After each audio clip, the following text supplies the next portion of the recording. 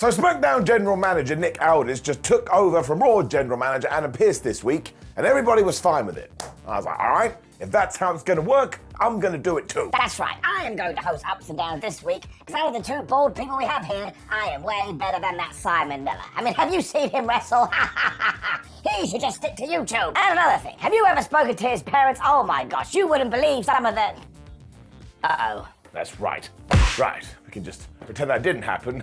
Hello, welcome to Ups and Downs, which is a wrestling review show, although you wouldn't know it. Although as the stupid puppet said, I do wrestle, and you know the deal. We are manifesting, my friends, within 12 months, I, Simon Miller, will appear on a major promotion in the USA. Maybe it's for the pre-show, maybe it's as a wrestler, but we're making it happen, man. So go make some noise. As for now, let's up those downs. Michael Cole then started off Raw by telling us that Gunther has been suspended.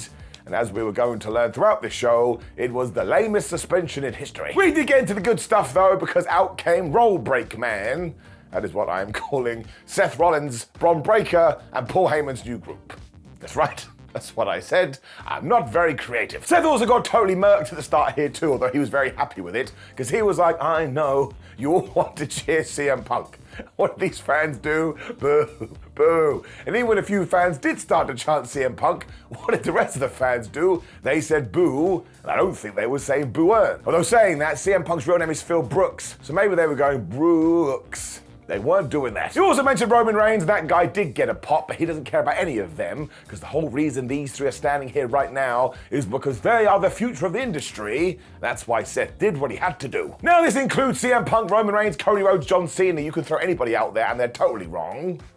When Sami Zayn interrupted. Now I got quite excited about this, because if we go back to the start of the year, these two kept talking for ages, and as we know, they're super duper best friends. Because of that relationship too, Sami did not mince his words. He was like, look at this pile of crap. What are you doing, man? You kept telling me you hated the bloodline, but look who is slap bang in the middle. It is Paul Heyman, so I don't think you were critical of Roman Reigns, you were just jealous of him. It's also hugely hypocritical, because all the stuff coming out of your mouth does sound like the bloodline. And look, this was addressed later, but I was a little bit like, Sami Zayn, you were quite literally in the bloodline. Now Rollins denied this, but Sami said, excuse me, you have literally the same wise man, and you have that little dog over there. Now he was referring to Bron Breakker, who just looked at Sami Zayn, because you know the deal with wrestling. If you want to make a point and be super duper serious, you stare at someone. Rollins also made it very clear it was a with us or against us situation, which I swear is what Roman Reigns used to say. And while he doesn't want to hurt Sami Zayn, if he doesn't just accept what's going on here,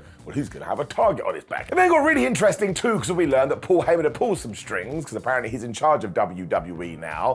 And if Sami Zayn couldn't handle this, he's now allowed to move to SmackDown. But of course, here came the twist, dun dun dun. They're going to need a decision by the end of the night. But of course this works, it gives you a show-long storyline. I just make it very clear, nobody here was booing Roll Break Man, which was also true at the end of Raw, so we may have a situation on our hands. But in terms of laying their goals out and what they want to do, and making sure Bron Breakker felt like a star of the future, round of applause. It probably just means we're gonna have to change Seth Rollins' entrance music and give them a brand new look, and actually fair play to Seth, because he started off being the visionary, but by the end, he had become an unhinged maniac, so we're absolutely separating the characters. I'm very pumped for this. Give it enough. When it was time for Rhea Ripley versus Roxanne Perez. I mean, what a world. Now I am going to give a quick down, because Roxy's call up to the main roster has been totally nuts. Like, she was here, then she wasn't here, then she was going to take on Bayley at WrestleMania, and then we just did nothing. Now look, she's going to be fine, because Roxanne Perez has all the power in her Tootsie Toes, whatever that means, but just to draw a line under it, it's a mini down. It also does not matter though, because in terms of this match, I thought it was great. As ever, Perez proves she's good to go, and Rhea Ripley is just one of the best. Although at first, Perez was like, she's quite big, this Rhea Ripley. Why don't I go after her leg? No, it didn't work, because Ripley just started throwing her around, and this Razor's Edge was absolutely brilliant. But you know the deal with Roxy. When she has a plan, she won't give up with the plan. Or something like that, but she went back after the limb. Of course, eventually Julia from NXT walked out, because wrestlers just can't help themselves, when Roxanne used the most devastating move in all of sports entertainment, surprise roll-up, but she only got a 1-2, ooh, not this time. By this point as well, Rhea was so distracted by Julia, she kept looking at her, when Julia just decided, I'm gonna get in the ring, and caused the disqualification, because as we have known, throughout 2025, WWE is totally obsessed with this finish. Even Michael Cole on commentary said, what exactly are are they trying to accomplish when Io Sky came out to make the save? Now, once again, this did make sense because she had got murked last week. But she did a terrible job, and eventually she was being beaten up too until Rhea Ripley took her Phoenix down, and she was able to fight him off. So it actually sounds like before we do Io Sky versus Rhea Ripley, we're going to do Rhea and Io versus Julia and Roxanne Perez. I never saw that coming, so I do like it. And here's how I'm going to break it down. The match gets an up because they work great together, but WWE has to move away from this DQ finish because now we've got to the point when a match starts, I'm like, man, can you imagine if it ended with a winner and a loser? Sometimes people can lose. It's okay. You just have to write a good story.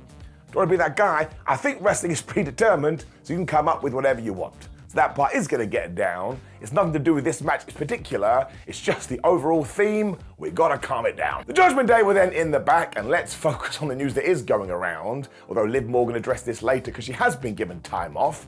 She is going to film a movie, and apparently it's a super big movie. So congratulations to her. The last year, she's totally smashed it. Otherwise, though, this was focused on Finn Balor talking to JD McDonough. It was like, hey, friend. Kind of funny that you didn't tell me you were coming back. And also, this means they haven't chatted for the entire week. Because once again, that's what wrestlers like to do. They don't call or text. They wait till the show. Morgan then zoomed in and said, hey, man, why aren't you getting ready for your match? Once again, Finn was like, I don't know what you're talking about, but they had gone to Adam Pearce, or I guess Nick Aldis, and it is going to be JD McDonough and Finn Balor taking on the War Raiders. Now, it does mean that the general managers are terrible at their job, because why did nobody call Finn and tell him he was going to be in competition? Well, you can see what is happening here. I don't think that Balor is long for this Judgment Day world. I'm quite excited about it, because I actually think good guy Finn Balor, if he's pushed right, well, it just feels like it's the time. Austin Theory and Grayson Waller then did a quick interview, and Austin Theory couldn't believe that Grayson Waller is going to have a singles match next week, and he hadn't told him about it. So I've got my fake calendar watch out here. I'm pretty sure this breakup has been going on for 2 years, and maybe one day they will officially split, or maybe I'll die first. That's a little bit morbid. When? Well, I did not see this coming. And let me make it very clear, because people don't listen, I think Logan Paul is a very good professional wrestler, and given the lack of experience he does have, that actually raises it up to another level, because I guess the dude is just a natural at it. At the same time, I don't like him. I just mean this from a wrestling point of view. AJ Styles is one of my favorite wrestlers ever, so I wanted him to win at WrestleMania. So given that Logan won, I was just a bit like, well, that's not what I wanted to see in my sports entertainment product. I tweeted this out, and my gosh, people went crazy. Simon, don't you understand? It's the old guy putting over the young guy. Yes, I do understand. I watch a lot of pro wrestling, but if I don't invest emotionally, what the flop are we even doing? Now Logan came out as well, and he was super happy that he had one at WrestleMania, when he was like, you're stupid, you're stupid, you're all stupid, and if you don't understand my greatness, let me just check my dictionary. That's right, you're stupid. Paul also feels like he's done all he needs to become the world champion, when quite rightfully, out came Jey Uso. He must have been like, what are you talking about, bro? You're dissing me. Now, he got all fired up here and did cut a good promo, but he also said, I ain't laying down for some dumbass YouTuber. I'm like, man, this is going into my own wrestling life. Some people still say this to me. I want to make it very clear. You can be a wrestler and you can have another job. No human being is just one thing. Let's spread our wings and fly. All right, calm down. He then went back to Gunther murdering his brother Jimmy Uso, and he was like, man, I've earned this title shot and nobody's going to take it away from me. So Logan Paul, if you do want some, you can come get some and I will lay you on your ass. Logan Paul then stuck with the same idea because he was like, well, you're stupid, Jey Uso, and yeeting is stupid too. So Jey went, all right. And he super kicked him right in the face. And the best part about all of this is that Jey Uso is massively over. So don't walk into my house and tell me this World Championship win hasn't helped him. He felt like a super duper whooper star here, and I absolutely loved it. It is still a down though, because this is just not for me. And for example, after John Cena won the WWE title, would he have feuded with Logan Paul? No, he wouldn't. Would Roman Reigns have done this? No, he would not. Would CM Punk? I mean, you see what I'm getting at here. It just feels like we don't really know what to do here, so we're just kind of treading water until we do figure something out. I imagine the direction is Seth Rollins, but obviously he's going to be taken up with some other people for a while. I also don't think anybody deep down in their tum-tums believes that Logan Paul is going to win. So to draw a line under it, I just wanted something bigger for Jey Uso, because then you can put your best foot forward and prove all these negative Nancys wrong. So as ever, if it is for you, hell yeah, you win this one because your sports entertainment program entertained you. But it's not for me. What can I do? Can't grow hair. Down. The New Day were on commentary after this. and I can't lie, they made me laugh a lot. Now, it was because they wanted to watch the War Raiders versus the Judgment Day, and I can only figure out, given that they were there, that surely the winners of this, that were the War Raiders, are now going to challenge back for the tag team titles. Listen, I enjoy all of those teams, but I really think these belts need a little bit more. Xavier Woods was also unhinged during this, because every time Eric and Ivar did a move, he was all like, oh man, people only think it's impressive because they're fat. Then Kofi Kingston was like, well, no, I think they're big boned. And Xavier was like, nope, they're fat. Ivar didn't care about any of this though, although he did catch the gaze of the New Day, which meant he took way too long on his moonsault, which when JD McDonough took over, and he did his Asai moonsault to the outside. That was obviously quite a nice moment, because the last time he did that, he almost died. Eric was then breaking up covers as Ivar did his handspring elbow. And again, Kofi made me laugh on comms, because he was like, I can do that, no biggie. Ivar must have eventually heard this because he started throwing people into the New Day, when of course Carlito turned up. This entire match went totally insane, because Penta was then here, and he pushed JD McDonough off the top rope to get revenge from last week, which I suppose is fair enough, when the Raw Raiders were like, we don't care about that. They hit the War Machine, whatever the flub it's called, 1, 2, 3. So if they are going to do that match again, I think the New Day versus the War Raiders Part 2 probably needs a stip, but at least we are building that, and we're building everything between the Judgment Day and Penta, which is probably going to end with the Lucha Brothers reforming, which is no bad thing. I had a good time, mostly thanks to the New Day on commentary.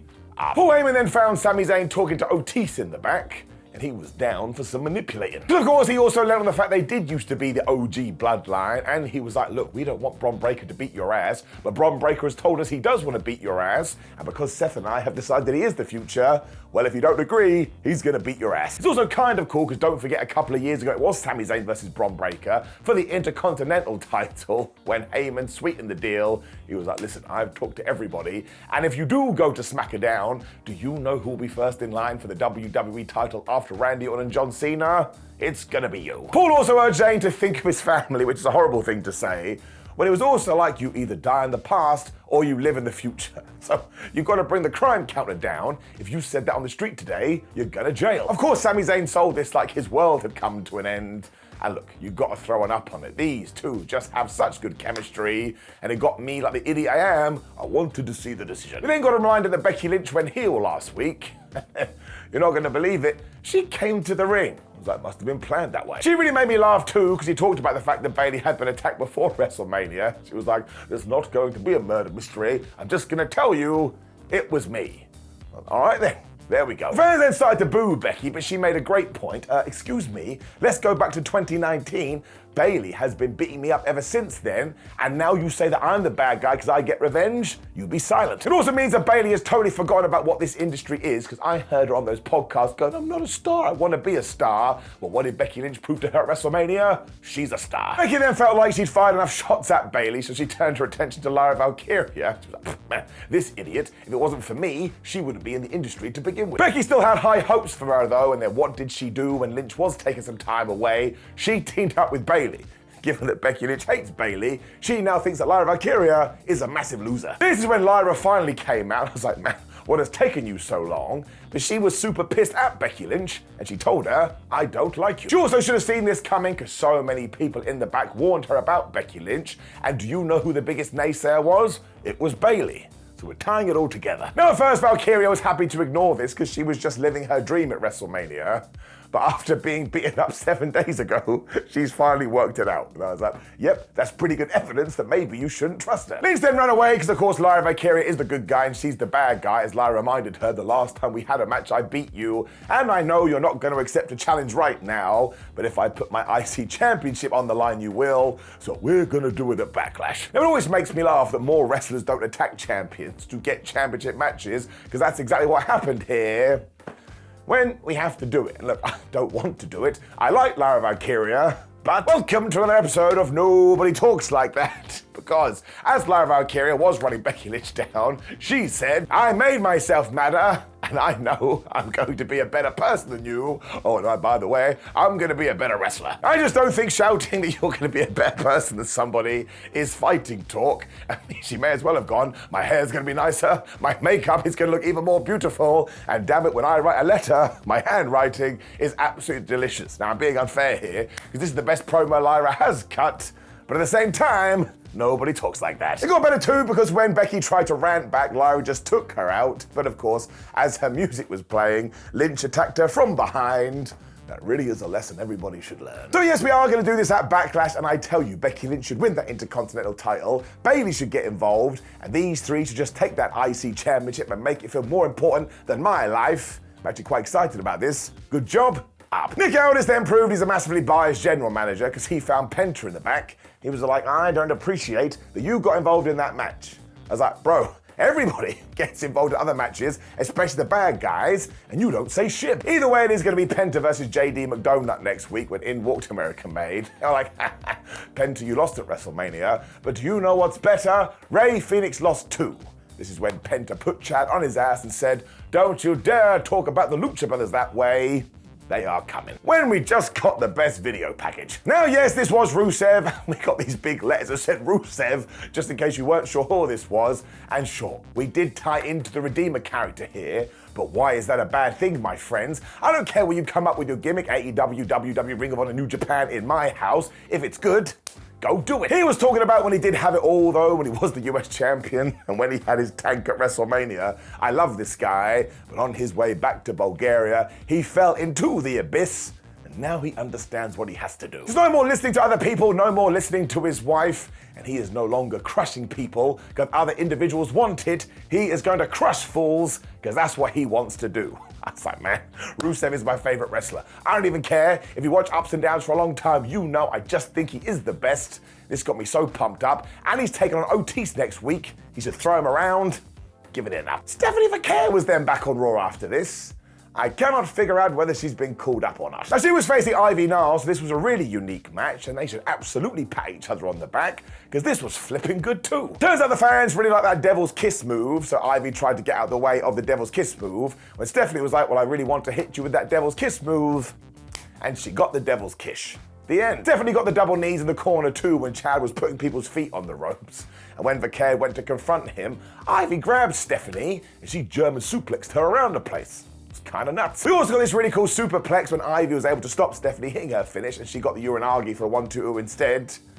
When Stephanie just booted her in the face, and she hit the SVB 1-2-3. Right. So I have no idea what the plan is, but that is 2 for 2 now when it comes to Stephanie Vaquer. And I tell you, Ivy Nile can go too, so we should give her more opportunities. But the women's division is cooking right now. Up. This is when Liv Morgan told Nick Aldis she needed some time off, and he was also talking to AJ Styles. When Dominic Mysterio was like, you know what, I'm the IC champion, I would like some time off too. Nick turned to him and said no. So instead he started to throw barbs at AJ Styles, saying, you're just like my old man, and you're a broken down mess. And obviously Aj didn't appreciate this. So I do believe we're going to do Dominic versus AJ Styles for the IC title. While it makes no sense given that AJ Styles did lose at WrestleMania, I told you earlier, I love AJ Styles, and these two together just works. I mean, sometimes the mind wants what it wants. I mean, you shouldn't eat 3 tubs of ice cream, but, you know, on occasion, you do it anyway. Karrion Kross was then dressed as Sami Zayn. He's a weird guy. Now, he was mostly doing his spooky wookie act to get in Sami's head and be like, oh man, you gotta make the right decision. And he was only on the screen for like 20 seconds. And also, shouldn't he care that Logan Paul is getting a world title shot? And shouldn't he be still getting in AJ Styles' head?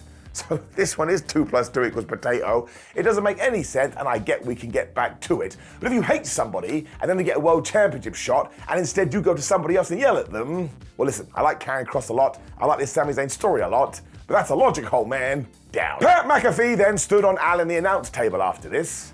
Don't get mad at me, that's what he did. It was, of course, to address everything that Gunther had done last week, and look, whether you like Pat or not, this was a fire promo. He talked about his history and the fact that his dad was a truck driver that instilled a work ethic in him, which he did use to get to the top. And when he is dead, he just wants people to remember him for being a good dude and giving back to charities and homeless shelters. At the same time, he understands his lot and he loves everybody. He loves Michael Cole. That's why last week we were good to try to take him out as like, you can't touch my friend who has been with me since the beginning. Honestly, he was spitting passion. It's also why he got into it with that Austrian asshole last week, because you don't get to touch Mr. Cole, when he called out Nick Aldis. And he just walked out like, oh man, what is going on? I was trying to have a nap. He also told Pat McAfee, even though quite clearly he wants to punch Gunther right in the head, that's not going to happen, because we can't have people running amok here, and we are not going to break the Ring General suspension.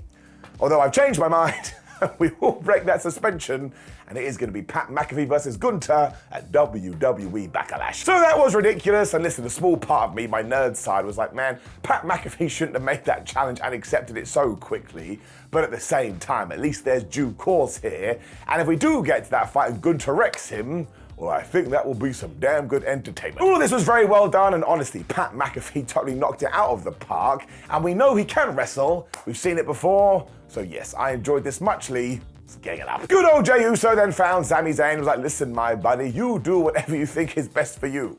It's like, Jey, I don't think you've understood the gravitas of this situation. In fact, he didn't seem to care. He then paused in motion for some reason when Logan Paul punched him right in the face. I was like, Jey, he was right here. He was just off camera. You must have seen it. We then cut to Rhea Ripley and Io Sky, and Rhea was all like, listen, mate, I did not need your help. Io was like, that's not how I saw it. You most definitely did. So as we talked about, tag team incoming. When we got to our last segment, and yes, WWE had done a very good job here, I wanted to see what was going to happen between Sami Zayn and Seth Rollins. Now, Rollins tried to reason with Sami, saying, don't worry about Bron Breakker and don't worry about Paul Heyman. We have the very real friendship, and all of this should be layered in there. Seth also knows he's the best person to lead WWE forward, so it's super sad that Sami Zayn can't see that, but at the same time, outside of the ring, they are best buddies, they are best pals, and when Seth Rollins had his daughter, who did he go to for advice? Doink the Clown.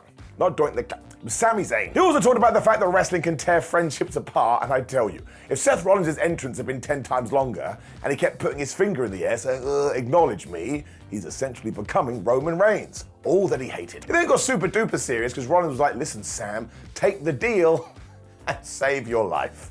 So bring down the crime counter, put a 1 on it. You can't say that to people. If he doesn't do this, bad things are gonna happen when Zayn took over, and he was like, listen, if I have ever done anything to hurt you, I am sorry, but at the same time, you are most very definitely abusing our relationship. Because the issue is Seth Rollins is playing games now, and Zayn knows he's not very good at that, whereas Seth is so good. Because what have I told you in my darkest moments, in my moments of intimidation? I am desperate to become the World Heavyweight Champion, and now you have taken that dream, and you're trying to use it against me. Damn it, you're trying to blackmail me.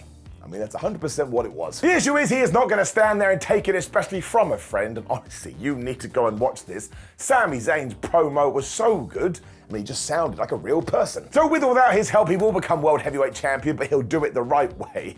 When he was like, listen, Seth, I do love you, but also you can kiss my ass. Now, what a strange relationship. Seth Rollins then looked sadder than me when I accepted I have to shave my head, and Bron Breakker and Paul Heyman came out instantly. This was like taking on the final boss from a video game, not The Rock, and Bron looked like he wanted to kill him. I mean, Sami Zayn still had his jeans on, so Bron Breakker just smashed this guy for a while, although Sami Zayn did fight back and he hit an exploder in the corner, but listen, he was never going to get any damage done on Breakker. The crowd also went nuts when he pretended he was going to hit a Luva kick, but Bron Breakker came racing out with the spear and melted this guy, and Seth Rollins was in the corner going, yeah, get him again, and before long, Bron had hit the spear 3 times, and Sami's ribs were dead. I mean, at one point, Rollins even went up to Sami and was like, take the deal, like he was some kind of car salesman on crack. And eventually, the useless wrestling security came out because Sami Zayn had been speared to the outside when Seth basically cut his throat, so Bron did his around the ring spear. My gosh, did he wreck Sami Zayn. I also laughed here, because do you know what the useless wrestling security did? They parted like the Red Sea. It's like, dude, you're there to help him. Breakker then threw Sami Zayn back into the ring, and he was just gonna pin him when the ref called off the match, but honestly, this was so well done, and it made you look at Bron like, man, I don't want to get on the wrong side of that guy. Seth then went and had a big chat with Bron Breakker too when he told him what was what, and he turned around and he curb stomped Sami Zayn's head right into the mat. Once again, I was gone, because the useless wrestling security put Sami Zayn in the curb stomp position. I was like, I've watched the show, you must have watched the show too, don't do that. The funniest part was the crowd then cheered, and I was like, oh man, this is gonna be way harder than WWE was expecting. But I think the deal is, when they did stand there, Paul Heyman, Bron Breakker, and Seth Rollins, well, let's just call a spade, they look super duper cool. I am very excited to see where this goes, and now I'm starting to think maybe it actually turns into a 6-man tag, and not a normal tag, where it is Roman Reigns, CM Punk, and Sami Zayn taking on Seth Rollins, Bron Breakker, and maybe even Jeff Cobb. I mean, word on the street is he's been signed. But this is easily one of the best things in WWE at the moment, and Sami Zayn played his role so well, and I would bet in the future, Seth Rollins becomes the World Heavyweight Champion, and it is Sami Zayn that beats him. My gosh, we will cry tears of joy. up. That brought us to the end of Monday Night Raw, and honestly, if you take last week's one and this one, WWE has come out of WrestleMania and they're hitting some serious home runs. I mean, the Backlash card is a bit weird, but it is only 3 weeks away. But in terms of what we're seeing on television, up. Now, of course, please do leave me a comment below and let me know what you thought about last night's episode of Raw. Like the video, share the video, subscribe, click the video on the screen for ups and downs of SmackDown to get all my crappy opinions. But otherwise, I appreciate you, my friends. See you soon.